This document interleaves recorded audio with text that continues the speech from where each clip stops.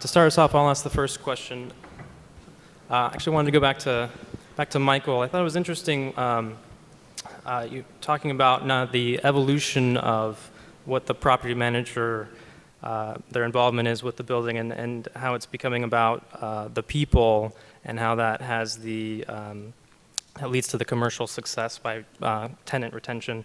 When we look at the existing building stock, the aging building stock, and how that needs to evolve to remain competitive, are there additional challenges in implementing these sort of social and interaction and services programs?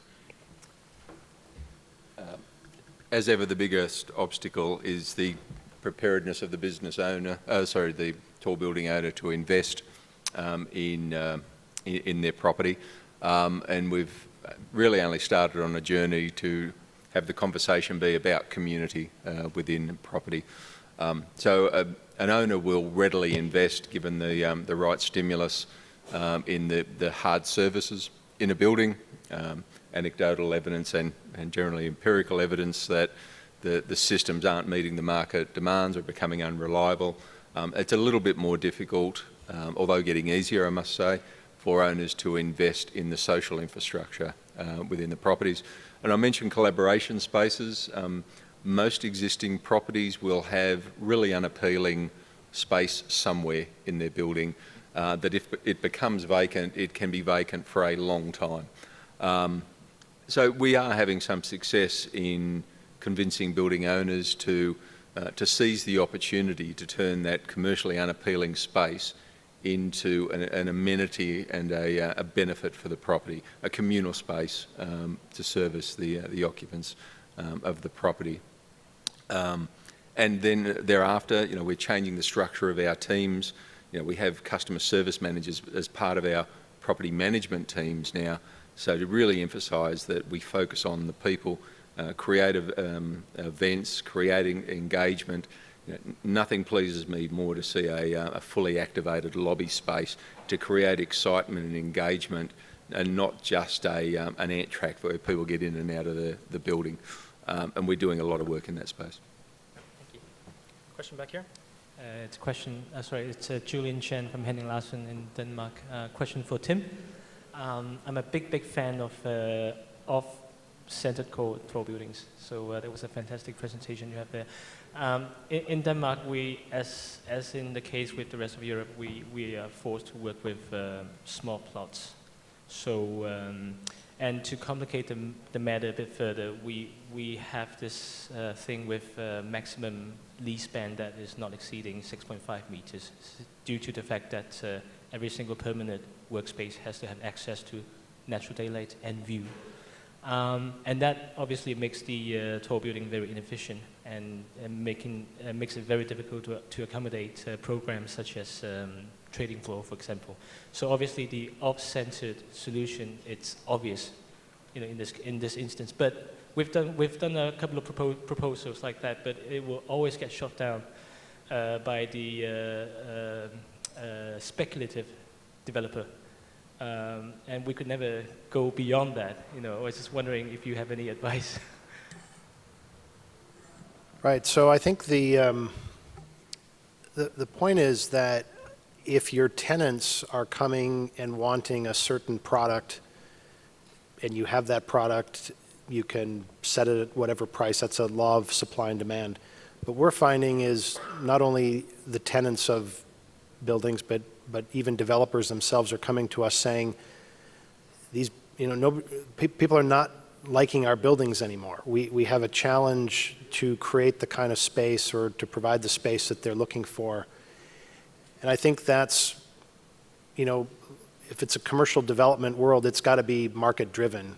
And I think part of the argument I was making with how do we, through computational design, show why the shift is important, that works two ways. One, it helps maybe developers understand where the market is going and why the fact that people are working in different ways, why that needs to change. But I think also it's for those developers to go to respective tenants and say, our building is different, this is why, this is how it performs, and this is why it's better for you. And I think what what we find is, let's say a typical Class A urban building, let's say you're a law office or let's say you're even an architecture company, if you're a consultant, let's say, about 60% of your revenue goes to pay your employees, about 5% goes to pay for space. So if I can make my employees 1 or 2 or 5% more efficient, the rent is insignificant relative to that. I could probably buy the building with the effectiveness of my employees. And so it kind of works both ways, but obviously it's market driven. And for us to get at the root of the issue, why people want to work differently and why that's important, and then how do we turn that into a business case, that's to me what's really exciting about the transformation. I think we are on a real threshold of change with how buildings need to respond to the world ahead of us, and that's really exciting. Hi, my name is Milind, and my question is to Timothy.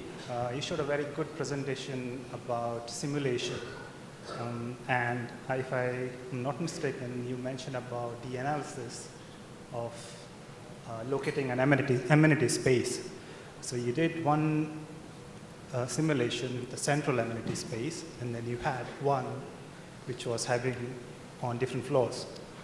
But then what I was trying to figure out is, did you had a pre-briefing about what amenities you would be having in that particular building? And then second question that I would like to ask is, if it's a commercial space, probably the nature of amenities can change. So how do your planning and simulation respond to that in future? I mean, this would be for a particular brief, but then if you're looking at tenants who come and go, and the space requirement and their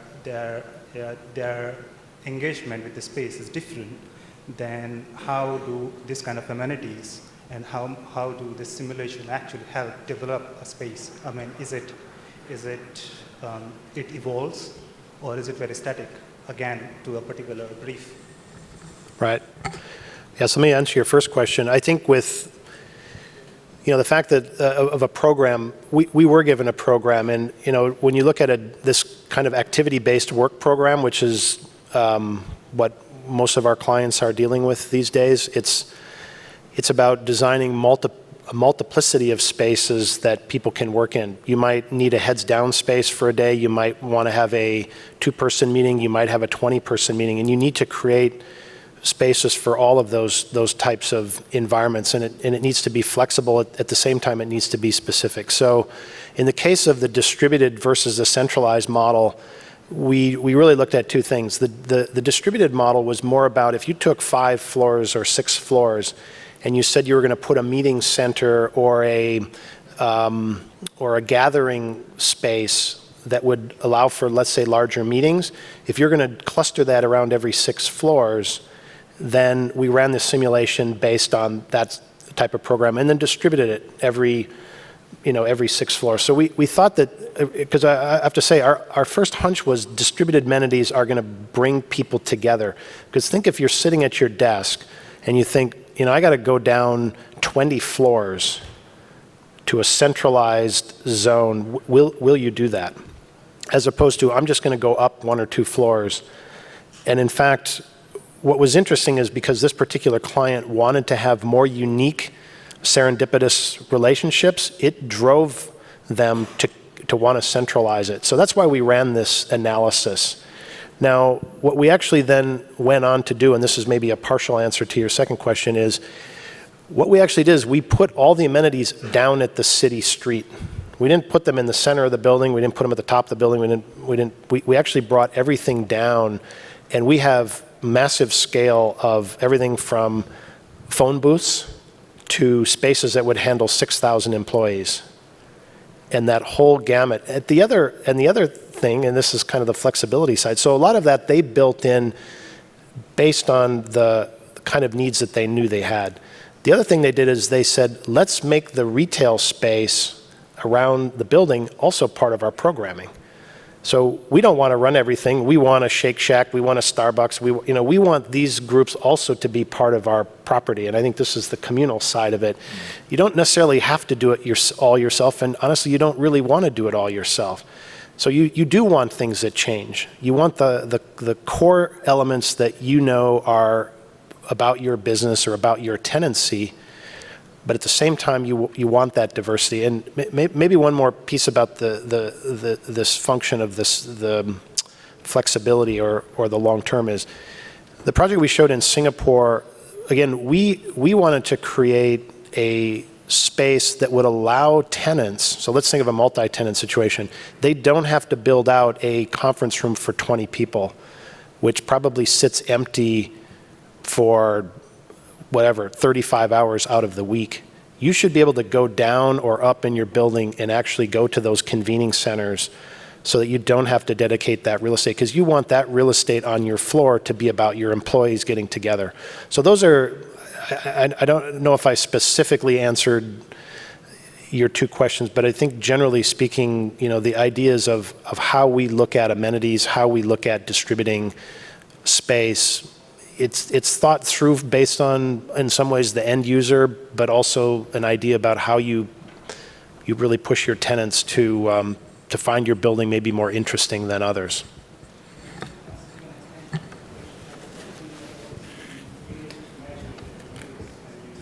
Sorry, can we get the mic with you there? I just wanted to know what is the unit of measure that you use to understand the simulation? I mean, how do you quantify both the scenarios?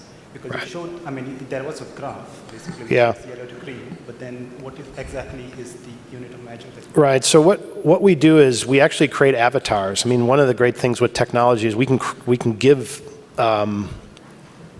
different meanings or different analogs to avatars to say, you know, we interview our clients' people and we say, okay, if you're a software engineer, what do you do during the day? And what is it, and we review that with others to say, well, who are the people that they need to meet with and where would they meet? And how could they come into contact? So we create all these avatars that we then can write an algorithm that puts all these avatars together so that we know that avatar that's blue is a software engineer and a marketing person is avatar red, and these are the kinds of circumstances that they have during a given day, and then we can more or less watch what happens. You know, a lot of it are things that aren't that we program in there, like I need to go to the bathroom, or I need a cup of coffee, or I'm going to get up and stretch my legs. I mean, everybody's looking at their devices to see how many steps they took up. I need to go and walk around. I mean, we create those kinds of avatars based on that programming and then do the analysis, and it's pretty fascinating. I mean, again, what we're trying to say is that there's enough change happening out there that we need to do it more scientifically, not just a hunch. Because a lot of times our hunches are not right. I mean, the hunch that we had about distributing the amenities wasn't right. And the client was actually dead on, and so that was revealing for everybody.